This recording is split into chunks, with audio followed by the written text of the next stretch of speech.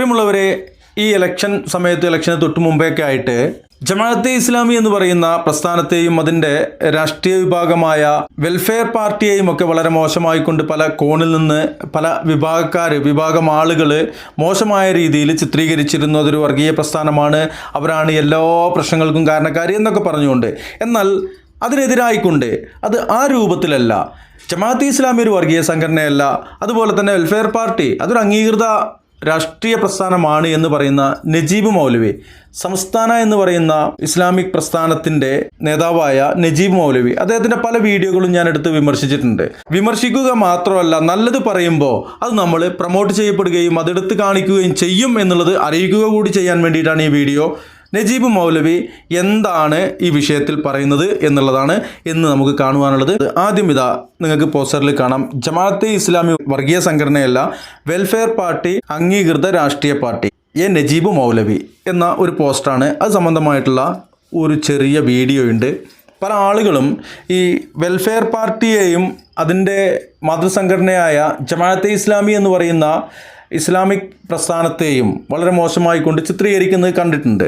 അപ്പോൾ അതിൻ്റെ ആളുകൾ മറുപടി പറയും എന്നുള്ള ഒരു ഇതിൽ നമ്മൾ അതിനെക്കുറിച്ച് കൂടുതലായിട്ടൊന്നും ഇതുവരെയും വീഡിയോ ചെയ്തിട്ടില്ല. എന്നാൽ 1-2 തവണ ഈ ഉമർ ഫൈസി മുക്കത്തെ പോലെയുള്ള ആളുകളൊക്കെ പറഞ്ഞ ചില കാര്യങ്ങൾക്ക് മറുപടി നൽകുകയും ചെയ്തിട്ടുണ്ടായിരുന്നു. അത് സീത എന്നുള്ള ഒരു നിലക്കായിരുന്നു. കയ്യിലുണ്ടെങ്കിൽ ഈ ജമാഅത്തെ ഇസ്ലാമിയെ മോശമായി പറഞ്ഞ ചില വീഡിയോകൾ ഇതിൻ്റെ ബാക്കിൽ ചേർക്കാം. ഇവിടെയുള്ള എല്ലാ രാഷ്ട്രീയ പാർട്ടികളും ശ്രദ്ധിക്കേണ്ട കാര്യമാണ്, ജമാഅത്തെ ഇസ്ലാമിയെ ആരെങ്കിലും എപ്പോഴെങ്കിലും ഒക്കെ മടിയിൽ വെച്ചിട്ടുണ്ടോ അത് അടക്കേമെന്ന് വിട്ട് കവുങ്ങാകും, അവസാനം പിരിച്ചു കുഴിച്ചിടാൻ കഴിയാത്ത കോലത്തിൽ അത് നിങ്ങളുടെ ആസനത്തിൽ ആൽമരമായി മാറും. അതുകൊണ്ട് ജമാഅത്തെ ഇസ്ലാമി ഡേഞ്ചറാണ്. പള്ളിക്കല പ്രസിഡന്റായ അയമൂട്ട്യാജിനെ ഗ്രാമപഞ്ചായത്തിലേക്ക് ഇന്ന ചിഹ്നത്തിൽ വോട്ട് ചെയ്ത് വിജയിപ്പിക്കണമെന്ന് പറഞ്ഞ് നമ്മുടെ വീടുകളിൽ വോട്ട് ചോദിക്കാൻ വരുന്ന കൂട്ടത്തിൽ ആരുണ്ട്? തൊട്ടപ്പുറത്തുള്ള അമ്പലത്തിന്റെ സെക്രട്ടറി ഉണ്ട്, അപ്പുറത്തെ ചർച്ചിന്റെ സെക്രട്ടറി ഉണ്ട്. അങ്ങനെ ഹൃദയഹാരിയായ മതേതരത്വത്തിന്റെ സൗകുമാര്യത കളിയാടുന്ന ഈ സാംസ്കാരിക കേരളത്തിന്റെ തെരുവില് അള്ളാന്റെ ഖുർആൻ ദുർവ്യാഖ്യാനം ചെയ്ത് പച്ച മലയാളത്തില് മൗദൂദി പൗരോഹിത്യം പറഞ്ഞ വിഘടനവാദ, ഈ മൗദൂദി പൗരോഹിത്യം പറഞ്ഞ മതവിരുദ്ധതയാണിത്.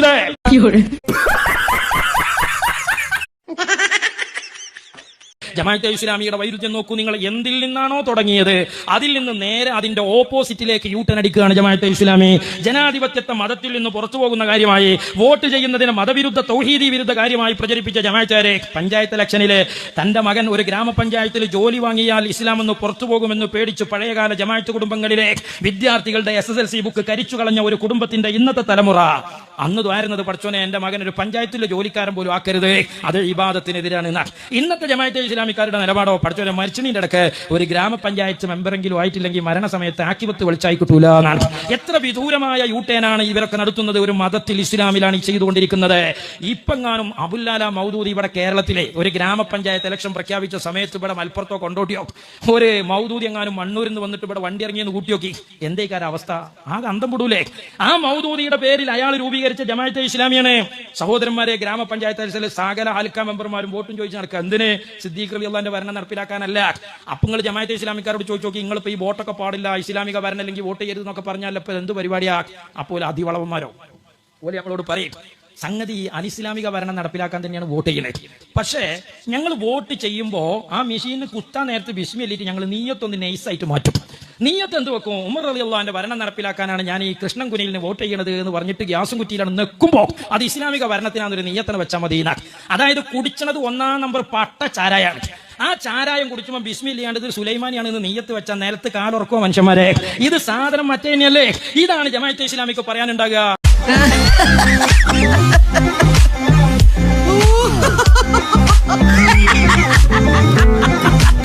അവസാനമായി ജമാഅത്തെ ഇസ്ലാമിയെ കുറിച്ചാണ് നമ്മൾ സംസാരിച്ചുകൊണ്ടിരിക്കുന്നത്. നേരത്തെ ഉന്നയിച്ച ചോദ്യത്തിലുള്ളതുപോലെ ആഗോള ഭീകരതയുടെ പ്രഭവ കേന്ദ്രമാണ് ജമാഅത്തെ ഇസ്ലാമി. ഏതൊക്കെ സ്ഥാപനം ഇവർ പിടിച്ചെടുത്തിട്ടുണ്ട്? ഒരുപാടുണ്ട്. നമ്മളോട് തന്നെ പറഞ്ഞ എത്ര ഉണ്ട്? എറണാകുളത്തെ ഹംസ ഹാജി പൊട്ടിക്കരഞ്ഞ് ഞങ്ങളോട് പറഞ്ഞിട്ടുണ്ട്. അദ്ദേഹത്തിന്റെ സ്വന്തം ചെലവിൽ സ്ഥലമെടുത്ത് ബിൽഡിംഗ് ഉണ്ടാക്കിയ സ്ഥാപനം കാന്തപുരത്തിന്റെ ശിഷ്യന്മാർ പോയി അതിന്റെ ആധാരം മാറ്റി അവരെ പേരിലായി രജിസ്റ്റർ ചെയ്ത് സ്ഥാപനം തട്ടിയെടുത്ത് ആ പരാതി പറയാൻ വേണ്ടി മർക്കസിലെത്തിയ ഈ പാവം മാജിയാരോട് കുറ്റിയിട്ടിട്ട് എബി അബൂബക്കർ മുസ്ലിയാർ പറഞ്ഞത്ര അയാൾ നേരെ നമ്മളോട് പറഞ്ഞ മര്യാദക്ക് നിന്നോളൂ, സ്ഥാപനം ഞങ്ങൾ നടത്തിക്കോളും. ഇനിയും സ്ഥാപനത്തിന്റെ അവകാശമായി വന്നാൽ കുട്ടികളെ വിട്ട് കയ്യും കാലും ഞാൻ തച്ച് പൊളിക്കും എന്നും വല്യൂപ്പർ എന്നെ പറഞ്ഞു. അദ്ദേഹം പറഞ്ഞതാ ഞങ്ങളോട്.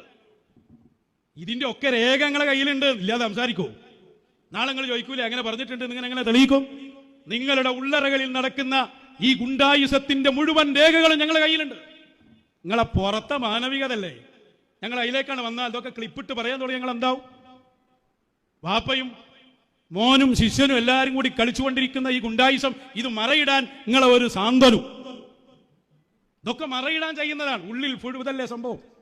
മുജാഹിദിന്റെ സ്വഭാവമല്ലല്ലോ ജമാഅത്ത് ഇസ്ലാമിക്ക്, ആ സ്വഭാവമല്ലല്ലോ ഖാദിയാനിക്ക്, അസ്വഭാവമല്ലല്ലോ ചേകനൂരിന്. അതേപോലെ സ്വഭാവ ലീഗിന് വ്യത്യസ്ത സ്വഭാവം മാത്രം. അത് ഒത്തുകൊണ്ട ഒരു സ്ഥലത്തവും വേറെ കോലത്തിലാവും ഉണ്ടാവുക. അഷ്റഫുൽ ഖൽഖ് സല്ലല്ലാഹു അലൈഹി വസല്ലമ തങ്ങളുടെ ശറഫാക്കപ്പെട്ട ശരീരത്തിലേക്ക്, അവിടുത്തെ ശരീരത്തിലേക്ക് ഒരു കാര്യത്തെ ചേർത്ത് പറയാനുള്ള യോഗ്യത ആർക്കാണുള്ളത്? ഹിജറ 1400 ശേഷം ജനിച്ച മുസ്ലിയാന്മാർക്കാണോ? ഇവിടെ ഏതെങ്കിലും കാലത്ത് ജീവിച്ചിരിക്കുന്ന പണ്ഡിതന്മാർക്കാണോ? ഒരിക്കലും നബി സല്ലല്ലാഹു അലൈഹി വസല്ലമ തങ്ങളിലേക്ക് ഒരു കാര്യത്തെ ചേർത്ത് പറയാനുള്ള അവകാശം താബിഈങ്ങൾക്ക് പോലുമുണ്ടെന്ന് പണ്ഡിതന്മാർ പറയുന്നില്ല. സഹാബത്ത് റളിയല്ലാഹു അൻഹുവിന് മാത്രമാണ് നബി സല്ലല്ലാഹു അലൈഹി വസല്ലമ തങ്ങളിലേക്ക് ഒരു കാര്യം ചേർത്ത് പറയാൻ പറ്റൂ. ഉദാഹരണം, നബി സല്ലല്ലാഹു അലൈഹി വസല്ലമ തങ്ങൾക്ക് ഇത്ര നീളമുള്ള മുടിയുണ്ടായിരുന്നു എന്ന് പറയാനുള്ള അവകാശം സഹാബിക്ക് മാത്രമാണ്. ഇന്ന പാത്രത്തിൽ വെച്ച് നബി തങ്ങൾ വെള്ളം കുടിച്ചു എന്ന് പറയാനും, ഇന്ന സ്ഥലത്ത് വെച്ച് നബി സല്ലല്ലാഹു അലൈഹി വസല്ലമ തങ്ങൾ നിസ്കരിച്ചു എന്ന് പറയാനും ഉള്ള ഒരു പ്രവൃത്തിയെയോ ഒരു സിഫത്തിനെയോ നബി സല്ലല്ലാഹു അലൈഹി വസല്ലമ തങ്ങളിലേക്ക് ചേർക്കാനുള്ള അവകാശം സഹാബികൾക്ക് മാത്രമാണ്. ശാഫിഈ മദ്ഹബിലെ പണ്ഡിതന്മാർ അതേ അംഗീകരിച്ചിട്ടുള്ളൂ. ഇനി അതവർ എന്തൊക്കെയോ വരുന്നുണ്ട്. പിന്നെ അലി റളിയല്ലാഹു അൻഹു യുദ്ധത്തിൽ ഉപയോഗിച്ച് ബർമുഡ വന്നിക്കണത്രേ. ഖദീജ ബീവിന്റെ ഗ്യാസ് സിലിണ്ടർ, ഫാത്തിമ ബീവിന്റെ ഗ്യാസ് അടുപ്പ് വരാൻ പോവാണ്. വിശ്വസിച്ചോളണം, വിശ്വസിച്ചില്ലെങ്കിലോ പേടാവും. പേടാകാൻ പൂതിയുണ്ടോ എന്ന് നമ്മളെ ചോദ്യം. ഉണ്ടെങ്കിൽ ശരിയല്ല എന്ന് പറയണം. നിങ്ങൾ പേടാകുന്നവർ പറയുന്നത് ഭയപ്പെടുന്നുണ്ടോ എങ്കിൽ വിശ്വസിച്ചേക്കണം. പണ്ട് ബൈഅത്തുർ റിദ്വാൻ നടന്ന ഒരു സ്ഥലം, അവിടെ കുറെ ആളുകൾ നിസ്കരിക്കൽ തുടങ്ങി. എന്നിട്ടോ വിവരം ഉമർ ഇബ്നു ഖത്താബ് റളിയല്ലാഹു അൻഹുവിന്റെ അടുക്കലെത്തി. ഉമർ റളിയല്ലാഹു അൻഹു അവരെ വിളിച്ചു ചോദിച്ചു, എന്താ നിങ്ങൾ ഇവിടെ നിസ്കരിക്കാനുള്ള കാരണം? ജനങ്ങൾ പറഞ്ഞു, ഇവിടെയാണ് ബൈഅത്തുർ റിദ്വാൻ നടന്നത്. ആ ബൈഅത്തുർ റിദ്വാൻ നടന്നപ്പോൾ തഹത ശജറ എന്ന് ഖുർആനിൽ പറഞ്ഞ ശജറത്തുർ റിദ്വാൻ എന്ന് പറയുന്ന മരം ഇതാണ്. ഉമർ റളിയല്ലാഹു അൻഹു പറഞ്ഞു, നിങ്ങളല്ലാതെ ചേർത്ത് പറയേണ്ടത്, ഞങ്ങൾ സഹാബത്താണ് ചേർത്ത് പറയേണ്ടത്. ഞങ്ങൾ ആ ബൈഅത്തിൽ പങ്കെടുത്തവരാണ്. ഞങ്ങളാരും അങ്ങനത്തെ ഒരു മരം കണ്ടിട്ടില്ല. അന്ന് ആ മരം ഏതാണെന്ന് ഞങ്ങൾക്കറിയാമായിരുന്നു. പിറ്റത്തെ വർഷം വന്നപ്പോൾ ആ മരം ഞങ്ങൾ കണ്ടിട്ടില്ല, തിരിച്ചറിഞ്ഞിട്ടില്ല. ഒന്നുകിൽ മരത്തിന് നാശം സംഭവിച്ചേക്കാം, അല്ലെങ്കിൽ മരം തന്നെ തിരിച്ചറിയാതെ ആയതാവാം. എന്തായാലും ഈ മരമാണെന്ന് ഞങ്ങൾക്കറിയില്ല. പിന്നെ എങ്ങനെയാണ് നബി സല്ലല്ലാഹു അലൈഹി വസല്ലമ തങ്ങളിലേക്ക് ഈ ഒരു പ്രവൃത്തിയെ നിങ്ങൾ ചേർത്ത് പറയുക എന്ന് ഉമർ ഇബ്നു ഖത്താബ് റളിയല്ലാഹു അൻഹു ചോദിക്കുകയും അവിടുന്ന് ആ മരം മുറിച്ചു കളയുകയും ഫതബഅദഹും അവരെ മഹാനവർകൾ താക്കീത് ചെയ്യുകയും ചെയ്തു എന്ന് ഹദീസിന്റെ കിതാബുകളിൽ പറയുന്നുണ്ട്. ഒരുപാട് ആളുകളെ സംഭവിച്ചിരിക്കുന്നുണ്ട്. ബഹുമാനപ്പെട്ട ഹാഫിദ് ബിൻ ഹജർ റളിയല്ലാഹു അൻഹു ഫത്ഹുൽ ബാരിയിൽ ഈ കാര്യം വളരെ വിശദമായി പ്രതിപാദിക്കുന്നുണ്ട്. ഇവിടെ എന്താ കാര്യം ഉണ്ടായത്? നബി തങ്ങൾ ഇന്ന മരത്തിന്റെ ഒട്ടുന്നാണ് ബയ്യത്ത് ചെയ്തതെന്ന് താബീയങ്ങളിലും സഹാബത്തിലും പെട്ട ആളുകൾ പറഞ്ഞപ്പോൾ ഉമർ റളിയല്ലാഹു അൻഹു പറഞ്ഞു, ആ പരിപാടി പങ്കെടുത്ത ആൾക്കാർ ഞങ്ങളാണ്. ആ പരിപാടിയിൽ ബയ്യത്തുർ റിദ്വാനിൽ പങ്കെടുത്ത ആളുകൾ ഞങ്ങളാണ്. ഞങ്ങൾക്ക് ആ മരം അറിയില്ല, പിന്നെ നിങ്ങൾക്ക് എങ്ങനെ അറിയില്ല? തിരിയുണ്ടോ? ഇതാണ് അഹ്ലുസ് സുന്നത്തി വൽ ജമാഅത്തിന്റെ വിശ്വാസം. ദീനുൽ ഇസ്ലാമിന്റെ വിശ്വാസങ്ങളെയും പ്രമാണങ്ങളെയും സ്വന്തമായി വ്യാഖ്യാനിക്കാൻ ഇറങ്ങിയപ്പം ഉണ്ടായ അപകടങ്ങളാണ് വഹാബികൾക്ക് പറ്റിയതെങ്കിൽ ഇതു തന്നെയാണ് മൗദൂദിസത്തിനും പറ്റിയ വലിയ അപകടം. അവരുടേത് രാഷ്ട്രീയപരമായ മറ്റൊരു ഭീമാബദ്ധവും കൂടിയായി പോയി അവർ പറഞ്ഞത്. അത് മറ്റൊന്നുമല്ല, അവരുടെ ദൈവിക വിശ്വാസ സിദ്ധാന്തം അനുസരിച്ച് ഒരു മുസ്ലിം ഈ രാജ്യത്ത് പ്രവർത്തിക്കുന്നത്, ലോകത്ത് ജീവിക്കുന്നത്, അതിന്റെ ലക്ഷ്യം തന്നെ എന്താണെന്നാണ് അവർ പറയുന്നത്? ഇവിടെ ഒരു രാഷ്ട്രം സ്ഥാപിക്കലാണത്രേ. അതാണ് ഒരു മുസ്ലിമിന്റെ ജീവിത ലക്ഷ്യം. അതിനുവേണ്ടി പ്രവർത്തിക്കാതെ ഒരാൾ മരിച്ചുപോയാൽ അവന് സ്വർഗം കിട്ടൂല. ഇങ്ങനെ 4 കൂട്ടർ കൂടുന്നതിന് ഏറ്റവും കണ്ണുകടി ഉണ്ടായത് ഇവിടുത്തെ ബിദഈ പ്രസ്ഥാനക്കാർക്കാണ്. വഹാബികൾ മൗദൂദികളൊക്കെ ഇതിന് വേണ്ടി കുറെ കുതന്ത്രങ്ങൾ പണിഞ്ഞിട്ടുണ്ട് എന്ന് നമുക്ക് മനസ്സിലാക്കാൻ സാധിക്കും. ഇതിന്റെ പിന്നിൽ ഈ ഐക്യം ഉണ്ടാവാതിരിക്കാൻ വേണ്ടി ഏറ്റവും അധികം വേദനയോടുകൂടെ വേദനിച്ചവർ അവരാണ്. അതിനൊക്കെ ഒരുപാട് തെളിവുകളുണ്ട്. അതുകൊണ്ട് തന്നെ നമുക്ക് ഒന്നുകൂടെ ഐക്യപ്പെടണം തോന്നാണ്. അക്കൂട്ടരെ ഇല്ലായ്മ ചെയ്യാൻ വേണ്ടിയാണ് സുന്നി സംഘടനകൾ ഉണ്ടാക്കിയത്. സമസ്ത കേരള ജംഇയ്യത്തുൽ ഉലമ, അതുപോലെ ഈ ഭാഗത്താണെങ്കിൽ ദക്ഷിണ തുടങ്ങിയ സംഘടനകളൊക്കെ ഉണ്ടാക്കിയത് ബിദഈ പ്രസ്ഥാനക്കാരെ ഒതുക്കാൻ വേണ്ടിയിട്ടാണ്. 1920 ശേഷമാണ് അഭിപ്രായ വ്യത്യാസം ഉണ്ടായത്. അത് വഹാബികൾ കൊണ്ടുവന്നതാണ്. കെ എം മൗലവിയാണ് കൊണ്ടുവന്നത്. അറിയാതെ കെ എം മൗലവിയെ? അറിയാത്തവർക്ക് ഈ കാലത്ത് പുതുതായിട്ട് അറിയിക്കേണ്ട പല സംവിധാനങ്ങളും നടന്നുകൊണ്ടിരിക്കുന്നുണ്ട്. ആ കെ എം മൗലവി കൊണ്ടുവന്ന പ്രസ്ഥാനമാണ് വഹാബി പ്രസ്ഥാനം. അത് വന്നപ്പോഴാണ് അതിനെ പ്രതിരോധിക്കാൻ വേണ്ടിയാണ് സമസ്ത പോലെയുള്ള സംഘടനകൾ ഉണ്ടായത്. നമുക്കറിയാം. അതുകൊണ്ട് തന്നെ അവരെ പ്രതിരോധിക്കുക എന്നുള്ള വിഷയത്തിൽ ഒന്നിക്കേണ്ടവരാണ് നമ്മൾ. ഒന്നിക്കണം, നമ്മൾ ഭിന്നിക്കാൻ പാടില്ല. ആദർശപരമായ മേഖലയിൽ നമുക്ക് വലിയ ഭിന്നിപ്പൊന്നുമില്ല. സംഘടനാ തലത്തിൽ എന്തൊക്കെ ഉണ്ടായി എന്നല്ലാതെ പൊറുക്കാൻ കഴിയുന്നത് മാത്രമാണത്. അതൊക്കെ പുറത്തുകൊണ്ട് നമുക്കെന്താക്കണം, മുന്നോട്ട് പോകണം. ബിദഈ പ്രസ്ഥാനക്കാരെ അടിച്ചമർത്തണം. 1940-കളിൽ ഉണ്ടായ വേറൊരു ജന്തുവാണ് ജമാഅത്തെ ഇസ്ലാമി. ആ ജമാഅത്തെ ഇസ്ലാമിയെ കുറിച്ച് നമുക്കറിയാം. ഫിത്നയാണ്, എല്ലായിടത്തും ഫിത്നയാണ്. അവരേതായാലും ഇല്ല, നാം മറ്റുള്ളവരും വേണ്ട എന്നുള്ള ചിന്താഗതിക്കാരും പ്രവർത്തനമാണ് ഒരു പ്രവർത്തനം. അവരൊക്കെ ഒരു മീഡിയ ഒക്കെ ഉണ്ട്, ഒരു പത്രമുണ്ട്. അത് ഇവിടെ വരുത്തുന്ന നാശം വലിയ നാശ. ഈ സമ്മേളനത്തെക്കുറിച്ച് തന്നെ എന്തൊക്കെയാണ് അവർ പറഞ്ഞിരിക്കുന്നത്? വളരെ മോശമായ രീതിയിലാണ് അവർ ചിത്രീകരിച്ചു കൊണ്ടിരിക്കുന്നത്. ഇവിടെ ഞാനതൊന്നും പറയേണ്ട, എല്ലാവർക്കും അറിയുന്ന സംഗതിയാണ്. അതുകൊണ്ട് തന്നെ നമുക്കിവിടെ നാട് കടത്തേണ്ട 2 വിഭാഗം ആൾക്കാരാണെന്ന് ജമാഅത്തെ ഇസ്ലാമിയും വഹാബിയും. അതുകൊണ്ട് തന്നെ നമുക്കിവിടെ നാട് കടത്തേണ്ട 2 വിഭാഗം ആൾക്കാരാണെന്ന് ജമാഅത്തെ ഇസ്ലാമിയും വഹാബിയും. അത് രണ്ടും നമുക്ക് ഇല്ലായ്മ ചെയ്യാൻ വേണ്ടി നമുക്ക് ഒറ്റക്കെട്ടായി കൊണ്ട് പ്രവർത്തിക്കണം. എങ്കിൽ ഈ കേരള അന്തരീക്ഷം വളരെ ശുദ്ധമാകും എന്നുള്ളതാണ് പറയാനുള്ളത്. വായിച്ചു നോക്കിയാൽ കാശ്മീരിലെ തീവ്രവാദ സംഘടനകൾ 9 തീവ്രവാദ സംഘടനകൾ, ആ 9 തീവ്രവാദ സംഘടനകൾക്കും സംഘടനാപരമായ നേതൃത്വം കൊടുക്കുന്നതും ആശയങ്ങൾ പകർന്നു കൊടുക്കുന്നതും ജമാഅത്തെ ഇസ്ലാമിയാണ് എന്ന് പച്ചമലയാളത്തിൽ എഴുതി പിടിപ്പിച്ച പ്രസിദ്ധീകരണം ഇന്നും കേരളത്തിൽ സഹോദരന്മാരെ പിൻവലിക്കപ്പെട്ടിട്ടില്ല. ജമാഅത്തെ ഇസ്ലാമിയുടെ മൗദൂദി അതിന്റെ സ്ഥാപകനാണ്. സ്ഥാപക നേതാവിനെ തള്ളിപ്പറയുന്ന ജമാഅത്തിന്റെ നേതാക്കൾ ഒരിക്കലും മൗദൂദിയുടെ സാഹിത്യങ്ങൾ പിൻവലിച്ചിട്ടില്ല. മൗദൂദിയുടെ ആശയങ്ങൾ പ്രചരിപ്പിക്കുന്ന ഗ്രന്ഥങ്ങൾ പിൻവലിച്ചിട്ടില്ല. ഒരു കാര്യം ജമാഅത്തെ ഇസ്ലാമിയോട് ഞങ്ങൾ SYSന്റെ ഈ വേദിയിൽ വെച്ച് ആധികാരികമായി പറയുന്നു: നിങ്ങൾ മുസ്ലിം സമുദായത്തിന്റെ രാഷ്ട്രീയ മേലാളന്മാരായി, മുസ്ലിം സമുദായത്തിന്റെ രക്ഷിതാക്കൾ ചമഞ്ഞുകൊണ്ട് നിങ്ങൾ വരുന്നുണ്ടെങ്കിൽ നിങ്ങളെ പിടിച്ചു കെട്ടാൻ മാത്രമേ SYS ശക്തമാണ്. ഏതാനും ആഴ്ചകളായി കേരളത്തിന്റെ മുക്കുമൂലകളിൽ സലഫി പ്രസ്ഥാനത്തെയും സലഫിയത്തിനെയും ചോദ്യം ചെയ്തുകൊണ്ടും അതിനെ ഭീകരവാദവും തീവ്രവാദവുമായി അവതരിപ്പിച്ചുകൊണ്ടും കേരളത്തിലെ AP വിഭാഗം സുന്നികൾ വ്യാപകമായ പ്രചാരണങ്ങൾ നടത്തിക്കൊണ്ടിരിക്കുകയാണ്. കളവുകളും അതുപോലെ തന്നെ തട്ടിപ്പുകളും തീവ്രവാദവും കൈമുതലാക്കി കൊണ്ടു നടക്കുന്ന ഈ വിഭാഗം യഥാർത്ഥ അഹ്ലുസുന്നത്തി വൽ ജമാഅത്തിന്റെ ആശയാദർശങ്ങൾ കേരളത്തിലും ലോകത്തിലും പ്രചരിപ്പിക്കുന്ന സലഫികളെ സംബന്ധിച്ച് നട്ടാൽ മുളക്കാത്ത കളവുകൾ പ്രചരിപ്പിക്കുകയാണ് ഇതിലൂടെ ചെയ്തുകൊണ്ടിരിക്കുന്നത്. സമൂഹത്തിൽ നബി സല്ലല്ലാഹു അലൈഹി വസല്ലമയുടെ പേരിൽ പ്രവാചകന്റേതെന്ന് പറഞ്ഞുകൊണ്ട് മുടിയും പൊടിയും ചട്ടിയും പാത്രവും ചെരുപ്പും ഇങ്ങനെ പലതും ഇറക്കുമതി ചെയ്ത് നബി സല്ലല്ലാഹു അലൈഹി വസല്ലമയെ അങ്ങേയറ്റം നിന്ദിച്ചുകൊണ്ട് സമൂഹ മധ്യത്തിൽ വളരെയധികം നിന്ദ്യരായ ഈ വിഭാഗം അതിൽ നിന്ന് രക്ഷപ്പെടുവാനും അതിൽ നിന്ന് ആളുകളുടെ ശ്രദ്ധ തിരിച്ചുവിടുവാനുമാണ് ഇത്തരം ഒരു പ്രചാരണവുമായി രംഗത്തിറങ്ങിയിട്ടുള്ളത്. നബി സല്ലല്ലാഹു അലൈഹി വസല്ലമയുടെ പേരിൽ, ആ മുടിയുടെ പേരിൽ പള്ളി ഉണ്ടാക്കാനെന്നവർ 40 കോടി ഇവിടെ പള്ളി അതിന് പണം പിരിച്ച് ഇപ്പോഴും അതിനെ സംബന്ധിച്ച് ഒരു വ്യക്തമായ ധാരണ സമൂഹത്തിന് കൊടുക്കാതെ ആ രീതിയിൽ ആളുകളെ ആത്മീയമായും സാമ്പത്തികമായും വളരെയധികം ചൂഷണം ചെയ്യുന്ന ഈ വിഭാഗത്തിന്റെ തനിനിറം ആളുകളിൽ നിന്ന് മറച്ചു പിടിക്കുവാനാണ് ഇത്തരത്തിലുള്ള കളവുകളുമായി ഈ വിഭാഗം ഇപ്പോൾ രംഗത്തിറങ്ങിയിട്ടുള്ളത്.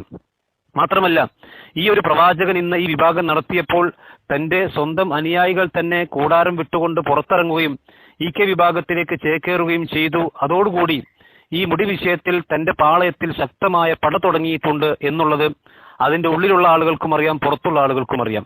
ആ പാളയത്തിലെ പടക്ക് മറപിടിക്കുവാനാണ് സലഫികൾക്കു നേരെ ഇത്തരം ദുരാരോപണങ്ങൾ ഉന്നയിക്കുന്നതെന്ന് കൃത്യമായി സലഫികൾ മനസ്സിലാക്കുന്നുണ്ട്.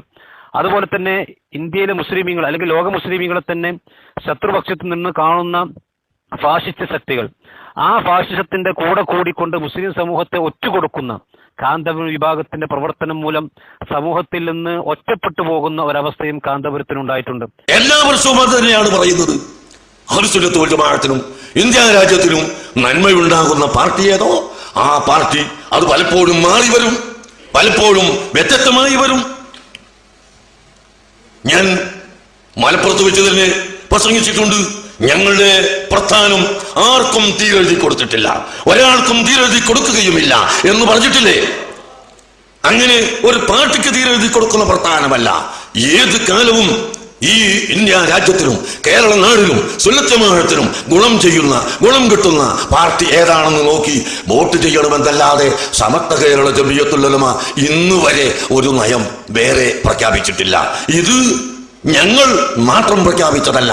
സമസ്ത കേരള ജമിയത്തുൽ ഉലമയിൽ അഭിപ്രായ വ്യത്യാസം ഉണ്ടാകുന്നതിന്റെ മുമ്പ് ഖഡിയത്ത് അഹമ്മദ് മുസ്ലിയാർ പ്രസിഡന്റും ഇ കെ അബൂബക്കർ മുസ്ലിയാർ ജനറൽ സെക്രട്ടറിയുമായിരുന്ന ആ കാലഘട്ടത്തിൽ ഏകകണ്ഠമായി എടുത്ത തീരുമാനം, ആ തീരുമാനത്തിൽ നിന്ന് അണുവളവ് മാറാതെ ഇളകാതെ നിൽക്കുന്നത് ഞങ്ങളാണ്. ബഹുമാനപ്പെട്ട താജുൽ ഉലമയുടെ നേതൃത്വത്തിലുള്ള സംഘടനയാണ്. ഞങ്ങൾ മാത്രമാണ് മഹാന്മാരായ സയ്യിദന്മാരെയും ബഹുമാനിക്കുന്നത്. കേരളത്തിലെ മുസ്ലിം സമൂഹങ്ങൾ ഒന്നടങ്കം ഒന്നിച്ചു നിന്ന വേദികളിൽ പോലും ഫാസിസ്റ്റ് ശക്തികൾക്ക് ഹരം പകരുന്ന, അവരെ ശക്തിപ്പെടുത്തുന്ന രീതിയിൽ സൂഫി സമ്മേളനവും അതുപോലെ തന്നെ സംഘപരിവാർ ബന്ധവും അവരുടെ ആലയങ്ങളിലും അവരുടെ സ്ഥാപനങ്ങളിലും ഫാസിസ്റ്റുകളും അതുപോലെ തന്നെ സംഘപരിവാര ശക്തികളും രഹസ്യവും പരസ്യവുമായ സന്ദർശനങ്ങളും ഒക്കെ നടത്തുമ്പോൾ തീർത്തും സമൂഹത്തിൽ നിന്ന് ഒറ്റപ്പെട്ടു പോകുന്ന ഒരവസ്ഥയുണ്ടായി. ഗുജറാത്തിലെ ജനങ്ങൾ നിസ്കരിച്ചിട്ടില്ലെങ്കിൽ അവരെ വീട് ചുടണം, അവരെ കൊല്ലണം. ആരാ ചെയ്യേണ്ടത്? അത് അല്ലാഹു തആല അതിനെ പറ്റിയ ആളുകൾ അവിടെ മുഖ്യമന്ത്രിയായും പ്രധാനമന്ത്രിയായും ഒക്കെ നിയമിക്കും. അപ്പൊ ഈമാനില്ലാത്തതിന്റെയും ഇബാദത്തില്ലാത്തതിന്റെയും കാരണം കൊണ്ടാണ് ഇത്തരം വിഷയങ്ങൾ സംഭവിക്കുന്നത്. ഈ അവസ്ഥക്ക് ഒരു മാറ്റം വരുവാനും തന്റെ അനുയായികളെ പിടിച്ചു നിർത്തുവാനും വേണ്ടിയിട്ടാണ് ഇത്തരത്തിലുള്ള ഒരു ദുരാരോപണത്തിന് തന്റെ അനുയായികളെ കാന്തപുരം വിഭാഗത്തിന്റെ പണ്ഡിതന്മാരും അതുപോലെ തന്നെ അതിന്റെ നേതാക്കന്മാരും പരിശ്രമിച്ചുകൊണ്ടിരിക്കുന്നത്. മുഹമ്മദ് അബ്ദുൽ വഹാബ് തീവ്രവാദമാണ് പ്രചരിപ്പിച്ചിരിക്കുന്നത് എന്ന് നാട് നീളെ പ്രചരിപ്പിക്കുകയും വഹാബിസം ഇസ്ലാമല്ല, വഹാബിസം ഭീകരവാദമാണ് എന്ന് പ്രചരിപ്പിക്കുകയും ചെയ്യുന്ന ഇക്കൂട്ടർ മറുപടി പറയേണ്ട കൃത്യമായ ചില കാര്യങ്ങളുണ്ട്. ലോകത്ത് മുഹമ്മദ് അബ്ദുൽ വഹാബിന്റെ ഗ്രന്ഥങ്ങൾ ഇന്ന് ലഭ്യമാണ്. അദ്ദേഹത്തിന്റെ ചെറുതും വലുതുമായ നൂറുകണക്കിന് ഗ്രന്ഥങ്ങൾ ഇന്ന് ലഭ്യമാണ്. ആ ഗ്രന്ഥങ്ങളിൽ ഏതെങ്കിലും ഒരു ഗ്രന്ഥത്തിൽ ഒരു വരിയെങ്കിലും തീവ്രവാദം പ്രചരിപ്പിക്കുന്ന ഒരു വരി ലോകത്ത് കാണിച്ചു കൊടുക്കുവാൻ ഈ പ്രചാരകന്മാർക്ക്, ഈ കള്ളപ്രചാരകന്മാർക്ക് സാധിക്കുമോ? ഇത് കൃത്യമായി അവർ മറുപടി പറയേണ്ടതുണ്ട്. ഇനി എന്താണ് നജീബ് മൗലവി ഈ വിഷയത്തിൽ പറഞ്ഞത്? രണ്ട് വിഷയങ്ങളാണ് പറയാനുള്ളത്. ആദ്യം ഈ ജമാഅത്തെ ഇസ്ലാമി വിഷയത്തിൽ അദ്ദേഹം പറഞ്ഞ വിഷയം എന്താണെന്ന് നമുക്കൊന്ന് കേൾക്കാം. ജമാഅത്തെ ഇസ്ലാമിയെയോ വെൽഫെയർ പാർട്ടിയെയോ വർഗീയ പാർട്ടിയായി കാണുന്നില്ലെന്ന സംസ്ഥാന ജമിയത്തുൽ ഉലമ പ്രസിഡന്റ് എ നജീബ് മൗലവി. ജമാഅത്ത് ഇസ്ലാമിയെ നിരോധിച്ച 2 ഘട്ടത്തിലും അവർ വർഗീയ പാർട്ടിയല്ലെന്ന് പരസ്യമായി പ്രതികരിച്ച സംഘടനയാണ് ജമിയത്തുൽ. രാജ്യത്തെ രാഷ്ട്രീയ പാർട്ടികൾക്ക് വേണ്ട ചട്ടങ്ങൾ പാലിച്ചാണ് വെൽഫെയർ പാർട്ടി പ്രവർത്തിക്കുന്നത്. അവരെ വർഗീയ പാർട്ടി എന്ന LDFO UDFO പറഞ്ഞാലും അംഗീകരിക്കാനാവില്ല എന്നും നജീബ് പറഞ്ഞു. അവരുടെ ബന്ധത്തെ ചൊല്ലി ഇപ്പൊ നിലക്കുന്ന എന്താ പോച്ചപ്പാട്? അവരൊരു വർഗീയ പാർട്ടിയാണ്, മുസ്ലിം വർഗീയ പാർട്ടി എന്നുള്ള ആൾക്കാണ് പറയുന്നത്. ജമാഅത്തെ ഇസ്ലാമിയെ സംബന്ധിച്ചിടത്തോളം അതിനെ വർഗീയ പാർട്ടിയായിട്ട് നമ്മളെ സംബന്ധിച്ചിടത്തോളം നമ്മൾ കാണുന്നില്ല. വർഗീയതയുടെ സ്വഭാവം അവരിലില്ല. രാജ്യത്ത് വർഗീയ പാർട്ടി എന്ന് പറയേണ്ട ഒന്നും അവർക്കില്ല. മാത്രമല്ല 908 ഓക്കെ, മനസ്സിലായിട്ടുണ്ടാവും എന്നാണ് കരുതുന്നത്. ജമാഅത്തെ ഇസ്ലാമി ഒരു വർഗീയ പാർട്ടിയാണ്, വർഗീയ പ്രസ്ഥാനമാണ് എന്ന് പല ഭാഗത്ത് നിന്ന്, നാനാ കോണിൽ നിന്ന് പറഞ്ഞുകൊണ്ടിരിക്കുമ്പോൾ ജമാഅത്തെ ഇസ്ലാമി ചെയ്യുന്ന വർഗീയത എന്താണെന്ന് അത് പറയുന്ന ആളുകൾ പറയുന്നില്ല. കാര്യം എന്താ? ഈ വർഗീയത കൈമുതലാക്കിയ ചില ആളുകളാണ് അത് പറഞ്ഞുകൊണ്ടിരിക്കുന്നത് എന്നുള്ളതാണ് യാഥാർത്ഥ്യം. ജമാഅത്തെ ഇസ്ലാമിയുടെ കയ്യിൽ എന്താണ് വർഗീയത എന്നുള്ളത് അതല്ലേ പറയേണ്ടത്. അപ്പോൾ ജമാഅത്തെ ഇസ്ലാമി ഒരു വർഗീയ പാർട്ടി അല്ല എന്നുള്ളതാണ് നജീബ് മൗലവിയോട് പറഞ്ഞത്. ഒരു യാഥാർത്ഥ്യമാണ്. രാജ്യത്തെ പ്രത്യേക സാഹചര്യം മുസ്ലിങ്ങൾ ഒരുമിച്ച് നിന്നല്ല നേരിടേണ്ടത് എന്ന് സംസ്ഥാന പ്രസിഡന്റ് ജിഫ്രി മുത്തുക്കോയ തങ്ങൾ. മുസ്ലിങ്ങൾ നേരിടുന്ന പ്രശ്നങ്ങളെക്കുറിച്ച് ബോധ്യമുള്ള കക്ഷികളെയും ഒപ്പം നിർത്തി മാത്രമേ ഇതിനെ നേരിടാൻ കഴിയൂ. ജമാഅത്തെ ഇസ്ലാമി ആശയങ്ങളോട് സംസ്ഥയ്ക്ക് ശക്തമായ വിയോജിപ്പുണ്ട്. എന്നാൽ അവരുമായി സഹകരിക്കണമോ എന്നത് അതത് രാഷ്ട്രീയ കക്ഷികളാണ് തീരുമാനിക്കേണ്ടത് എന്നും ജിഫ്രി തങ്ങൾ കോഴിക്കോട്ട് പറഞ്ഞു. മുസ്ലിങ്ങൾ നേരിടുന്നതായ ഈ പ്രതിസന്ധികൾ ഉണ്ടെങ്കിൽ ആ പ്രതിസന്ധികളെ തരണം ചെയ്യാൻ മുസ്ലിങ്ങൾ മാത്രമല്ല ഒന്നിക്കേണ്ടത്. മുസ്ലിങ്ങളോട് അനുഭാവം പുലർത്തിക്കൊണ്ട് മറ്റുള്ള ആളുകളും അതിനോട് എന്താവണം, യോജിക്കണം. അങ്ങനെ പ്രവർത്തിക്കുമ്പോൾ ഇവിടെ നടപ്പിൽ വരുത്താൻ കഴിയും. അപ്പോൾ ജമാഅത്തെ ഇസ്ലാമികളോട് നമുക്ക് അവരുടെ ആശയങ്ങളോട് ആശയപരമായി ശക്തമായ എതിർപ്പുണ്ട്. ഏതെങ്കിലും രാഷ്ട്രീയ പാർട്ടികളുമായിട്ട് അവർ കൂട്ടുകൂടുമ്പോൾ അത് ഞങ്ങളല്ല തീരുമാനിക്കേണ്ടത്, അത് ആ രാഷ്ട്രീയ പാർട്ടികളാണ് തീരുമാനിക്കേണ്ടത്. നമുക്ക് അതിൽ ഇടപെടേണ്ട ആവശ്യമില്ല. ഇവിടെ പിടിച്ചെടുത്തു പറയുന്നത് ഞാൻ ഈ ജനങ്ങളെ മുമ്പിൽ വെച്ചത് ഈ സുന്നത്ത് ജമാഅത്തിന്റെ ആലിമീങ്ങൾ ഞങ്ങൾ പിടിച്ചെടുത്ത ഒരൊറ്റ ഒന്ന് തെളിയിക്കാൻ നിങ്ങൾക്ക് കഴിയോ? തിരൂരങ്ങാടി പള്ളി ഞങ്ങൾ പിടിച്ചെടുത്തത് അത് സമത്തന്റെ പള്ളിയാണ്. സമത്തനായിട്ട് 100 കൊല്ലം ആകുന്നേ ഉള്ളൂ. തിരൂരങ്ങാടി പള്ളികളായിട്ട് 400 കൊല്ലായി. അതിന് സമത്തന്റെ പള്ളിയാലും അതെങ്ങനെ സമത്തന്റെ പള്ളിയാവരും? അതുപോലെ 100, 200, 300 400 കൊല്ലം പഴക്കമുള്ള പള്ളികൾ അതൊക്കെ സമത്വല്ല പള്ളിയാണ്. സമത്വം ആരാണെന്നല്ല തീരുമാനിച്ചിട്ടില്ല, അത് വേറെ വിഷയം. ഇന്നലെ തീരുമാനിച്ചില്ല. എന്നാൽ ഏത് സമത്വമായാലും ശരി, 400 കൊല്ലം പഴക്കമുള്ള പള്ളി എങ്ങനെയാ 100 കൊല്ലം പഴക്കമുള്ള സമത്വം ഉണ്ടാക്കിയത് അവര്? എന്നിട്ട് കുഞ്ഞമ്മരാജ് പിടിച്ചെടുത്തു തിരുവങ്ങാടി പള്ളിനാ മുഖ്യമന്ത്രിക്ക് കൊണ്ടുപോയിട്ട് മെമ്മോറാണ്ടം കൊടുക്കുന്നത്. മുഖ്യമന്ത്രിക്ക് മെമ്മോറാണ്ടം കൊടുക്കുക. ഇവിടെ സുന്നികള് ഉണ്ടാക്കിയ പള്ളികൾ, സമത്വന്റെ പള്ളികളൊക്കെ പിടിച്ചെടുത്തു. അതിന് ഉദാഹരണം തിരൂരങ്ങാടി ജുമാഅത്ത് പള്ളി. ജോലി ചെയ്യുന്നവരാണ്. ഈ മഹല്ലുകളിൽ 2 തരം മഹല്ലുകൾ ഉണ്ട്. ഒന്ന് 100% നമ്മുടെ ആശയവും നമ്മുടെ പദ്ധതികളും എല്ലാം പറയാൻ പറ്റിയ മഹല്ലത്തുകൾ ഉണ്ട്. അവിടെ അങ്ങനെ പറയാം. ചില മഹല്ലത്ത് അങ്ങനെ പറയാൻ പറ്റാത്ത സ്ഥലങ്ങളുണ്ട്. എന്നാൽ അവിടെയും കുറച്ച് ആളുകൾ നമ്മുടെ കൂടെ ഉണ്ടാകുമല്ലോ. നിങ്ങൾ സുബഹി നിസ്കരിച്ച ഉടനെ ഒരു മുഅല്ലിമാണെങ്കിൽ പോലും നിങ്ങൾ മദ്രസയിൽ പഠിപ്പിക്കുന്ന സമയം മാത്രം എടുക്കുന്നതിന് പകരം സുബഹി നിസ്കരിച്ച ഉടനെ ഒരു ക്ലാസ് സംഘടിപ്പിക്കുക. ഈ ക്ലാസ്സിലേക്ക് ആളുകളെ ക്ഷണിക്കുക. 2, 3, 4, 5 ഇങ്ങനെ ആള് കൂടി വരും. വരുമ്പോൾ ആദ്യമായി നിങ്ങൾ മർക്കസിന്റെ വിഷയം പറയേണ്ടതില്ല, അല്ലെങ്കിൽ SYSന്റെ വിഷയം പറയേണ്ടതില്ല, SSFന്റെ കാര്യം പറയേണ്ടതില്ല. ഇതൊന്നും പറയാതെ വളരെ ഹിക്മത്തോടുകൂടി നിങ്ങൾ ദർസ് നടത്തുക, ക്ലാസ് എടുത്തു കൊടുക്കുക. അങ്ങനെ ക്ലാസ് എടുത്തു കൊടുക്കുമ്പോൾ ഇതൊരു ഇഖ്ലാസുള്ള ക്ലാസ്സാണ്. ഞങ്ങളോട് ഇദ്ദേഹം ഒരു ക്ലാസും ചോദിക്കുന്നില്ല, ഞങ്ങൾ കൊടുക്കുന്ന ശമ്പളത്തിൽ പെട്ടതല്ല ഈ ക്ലാസ്, ഇദ്ദേഹം ആത്മാർത്ഥമായി എടുക്കുകയാണ് എന്ന് അവർക്ക് ബോധ്യപ്പെടുമ്പോൾ ആളുകൾ കൂടി വരികയും വന്നവർ തന്നെ നമ്മുടെ പദ്ധതിയും നമ്മുടെ സംസ്കാരവും ശരിയാണെന്ന് സ്വയം അംഗീകരിക്കുകയും ചെയ്യുന്ന ഒരവസ്ഥയിലേക്ക് വരും. ഞാൻ നിങ്ങളോട് ചോദിക്കുന്നു, എന്നോട് മറുപടി പറയേണ്ടതില്ല. നിങ്ങൾ ചിന്തിക്കൂ, ഈ ഇരിക്കുന്ന നിങ്ങളിൽ നിന്ന് എത്ര പേർ നിങ്ങൾ ജോലി ചെയ്യുന്ന സ്ഥലത്ത് ക്ലാസ് എടുക്കുന്നവർ ഉണ്ട്? 4 ആളെ കിട്ടിയാൽ 4 ആളെ കൊണ്ടെടുക്കണം. ദർസിലും മുത്താലിമിങ്ങളെ കിട്ടൂലെത്താകുന്നു. ദർസിലും മുത്താലിമിങ്ങളിൽ വന്നിട്ടൊരു കൂട്ടരെ പറക്കണ്ട. ഓരാത്ത മുത്താലിമിനെ കൊണ്ടുവന്ന് അവർക്ക് ദർസ് കൊടുക്കുക. മർക്കസിൽ എല്ലാ ശനിയാഴ്ചയും വയസ്സന്മാര് ക്ലാസ്സിൽ വരുന്നുണ്ട്. കഴിഞ്ഞ കൊല്ലം ഒരു ഉംറ പ്രഖ്യാപിച്ചു.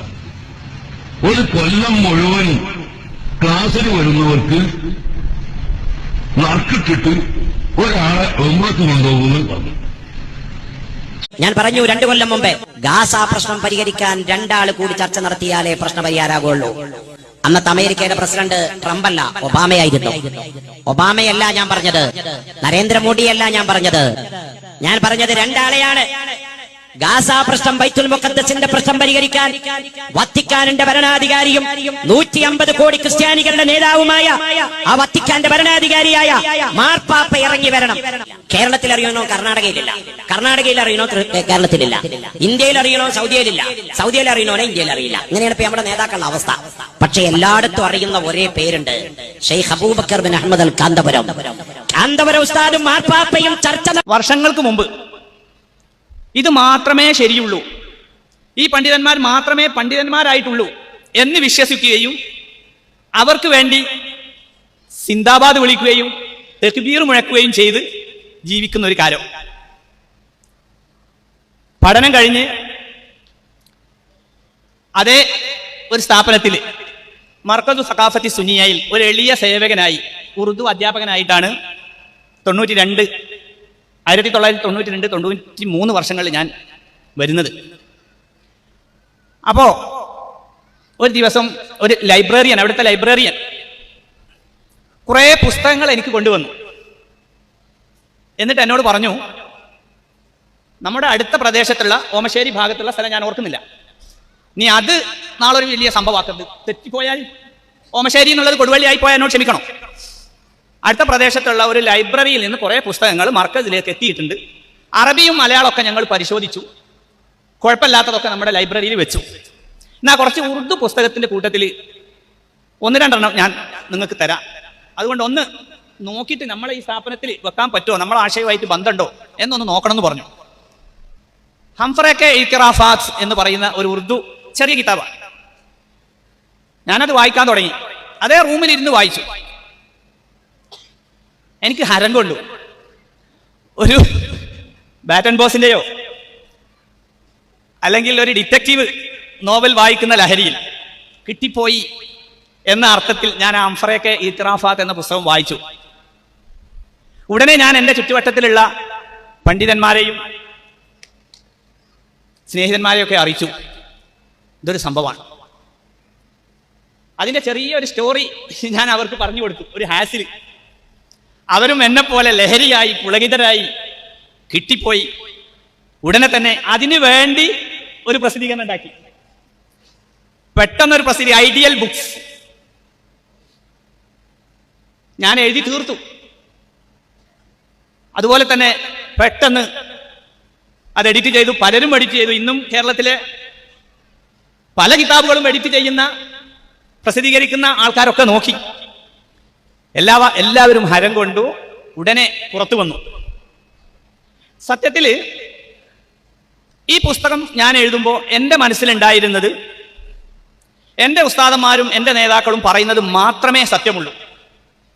അപ്പുറത്തുള്ളവർക്കൊന്നും സത്യത്തിന്റെ ലാഞ്ചന പോലുമില്ല. അതുകൊണ്ട് തന്നെ ആ പുസ്തകം മുഴുവനും സത്യമാണ് എന്ന് ഞാൻ മനസ്സിലാക്കി. എന്നാലും എഴുതിക്കൊണ്ടിരിക്കുമ്പോൾ എനിക്ക് ചെറിയൊരു സംശയം. ചില പദങ്ങൾ ഞാൻ തന്നെ വിഴുങ്ങി. കാരണം എൻ്റെ മനസ്സിൽ തന്നെ ചില കാര്യങ്ങൾ ഉൾക്കൊണ്ടില്ല. ഏതായാലും ആ പുസ്തകം ആദ്യത്തെ എഡിഷൻ നന്നായി ചെലവായി. കേരളത്തിൻ്റെ പല ഭാഗത്തും പല പ്രഭാഷകന്മാരും അത് ഉയർത്തി കാണിച്ചു. ഇതാ കണ്ടോ, ഈ സാധനം ഉണ്ടായത് എവിടുന്നാന്ന് കണ്ടോ. അങ്ങനെ ചെയ്തപ്പോ എന്താണ് ഇതിനെക്കുറിച്ചൊരു കൂടുതൽ പഠിക്കണമെന്ന ഒരു തരത്തിലുള്ള ചിന്തയും അന്നുണ്ടായില്ല, അന്ന് അന്വേഷിച്ചതുമില്ല. അങ്ങനെ ഈ പുസ്തകത്തിന്റെ പരിഭാഷയായ ബ്രിട്ടീഷ് ചാരൻ മുസ്ലിം രാഷ്ട്രങ്ങളിൽ, ഈ പേര് നിർദ്ദേശിച്ചത് ഞാനല്ല, ഞാൻ എഴുതി കൊടുത്തു. പിന്നെ പലരും എഡിറ്റ് ചെയ്തു, വായിച്ചു, പേര് നിർദ്ദേശിച്ചു. ഇത് ആദ്യത്തെ എഡിഷൻ അല്ല, 3ാമത്തെ എഡിഷനാണ്. തളിപ്പറമ്പ് നിന്ന് പ്രസിദ്ധീകരിച്ചതാണ്, തനിമ പബ്ലിക്കേഷൻ. അങ്ങനെ ആ പുസ്തകം ഇറങ്ങിയപ്പോൾ ഞാൻ അതിൻ്റെ മുമ്പ് എനിക്ക് തോന്നുന്നത് റിസാല, സുന്നി വോയിസ്, സിറാജ്, ഇർഫാദ്, പൂങ്കാവനം, ഇതിലൊക്കെ ചെറിയ ചെറിയ കഥകളും കവിതകളും ഒക്കെ എഴുതിയിട്ടുണ്ട്. എന്നാൽ ഇത് എഴുതിയതോടുകൂടെ അവരുടെ ഇടയിൽ ഞാനൊരു എഴുത്തുകാരനായി. കാലങ്ങൾ കഴിഞ്ഞു. ഈ പുസ്തകം കുറേ പ്രസിദ്ധീകരിച്ചു, പലരും വായിച്ചു. അന്നൊന്നും ചിന്തിക്കുകയോ അതിനെക്കുറിച്ച് പഠിക്കുകയോ ചെയ്തില്ല. ഞാൻ ചെയ്ത തെറ്റാണ്, ഞാൻ മാത്രം ചെയ്ത തെറ്റാണ്. കാലങ്ങൾ കഴിഞ്ഞു. ഒരിക്കൽ മർക്കദു സഖാഫത്തി സുന്നിയക്ക് അടിത്തറയിട്ട ഒരു പണ്ഡിതനുണ്ട്, സയ്യിദ് മുഹമ്മദ് അലവി മാലിക്കി. അദ്ദേഹത്തിന്റെ ഒരു പുസ്തകം അതാണിത്. അതിന്റെ പരിഭാഷ മഫാഹിമു യജിബു അൻ തുസഹഹ എന്നൊരു പുസ്തകത്തിൽ ആദ്യമായി ഞാൻ പരിഭാഷയാണ് കാണുന്നത്. ഈ പുസ്തകത്തിൽ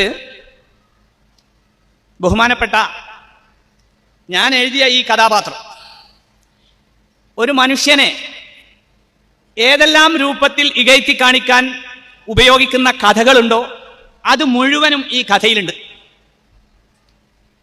പക്ഷേ അലവി മാലിക്കി എന്ന് പറയുന്ന ആ പണ്ഡിതൻ അദ്ദേഹത്തിന്റെ കിതാബിൽ ഇത് സംബന്ധമായി അദ്ദേഹത്തെക്കുറിച്ച് ഷെയ്ഖുൽ ഇസ്ലാം മുഹമ്മദ് ബിൻ അബ്ദുൽ വഹാബിനെ കുറിച്ച് റഹിമഹുല്ല എന്നാണ് പറയുന്നത്. പോരാ, അദ്ദേഹത്തിന്റെ ആ കിതാബിൽ അദ്ദേഹം എഴുതുന്ന ഒരു പ്രയോഗം, വലി ഷെയ്ഖ് മുഹമ്മദ് ബിൻ അബ്ദുൽ വഹാബ് മൗഖിഫുൻ അലീമുൻ വറയ്യുൻ ഹകീമുൻ ഫി ഹാദൽ ബാബ് എന്ന് പറഞ്ഞിട്ട് അദ്ദേഹം എഴുതുക, ഈ അലവി മാലിക് എഴുതുകയാണ്, വഹാഹുവ ഇമാമു തൗഹീദി വറഉസുൽ മുവഹിദീൻ യഖൂലു കലിമതഹു സദീദ ബിഹിക്മതിഹി റഷീദ അല്ലതി ബിസബബിഹാ ഇൻതശറത് ദഅവതഹു ബൈനൽ അനാം വസ്തഹറത് തരീഖതുഹു ഇൻദൽ ഖാസി വൽ ആം ഇസ്തമഅ ഇലാ ഖൗലിഹി റഹിമഹുല്ലാഹ്. എൻ്റെ മനസ്സ് വേദനിച്ചു. എന്തോ ഒരു പൊരുത്തക്കേട് എവിടോ ഒന്ന് കണ്ടു. ഞാൻ അന്ന് മനസ്സിലാക്കിയത്, കേരളത്തിലെ എൻ്റെ പണ്ഡിതന്മാർ എനിക്ക് പറഞ്ഞു തന്നത്, മഹാനായ റസൂലിന്റെ കൽപ്പന ലഭിച്ചതിന് ശേഷമാണ് മർക്കസിലേക്ക് അദ്ദേഹം വന്ന് ആ സ്ഥാപനത്തിന് തറക്കല്ലിട്ടത് എന്നാണ്. കഥയിൽ ചോദ്യമല്ല. എങ്ങനെ അനുവാദം കിട്ടി അതൊന്നും ദയവ് ചെയ്ത് ചോദിക്കരുത്. അത്രക്കും മഹാനായ ഒരു പണ്ഡിതൻ ഇങ്ങനെ മുഹമ്മദ് ബിൻ അബ്ദുൽ വഹാബിനെ കുറിച്ച് പറയുന്നു. ഞാനാണെങ്കിലോ അദ്ദേഹത്തെക്കുറിച്ച് പറഞ്ഞ കുറച്ച് കാര്യങ്ങൾ വളരെ അപകടകരമായ ചെറിയ ഒരു, ഈ പുസ്തകത്തിൽ അദ്ദേഹത്തെക്കുറിച്ച് ഞാൻ പകർത്തിത്തരാം എൻ്റെ അനുജന്മാർക്ക് വേണ്ടി. Muhammad bin Abdul Wahhab റഹിമഹുല്ലാഹ്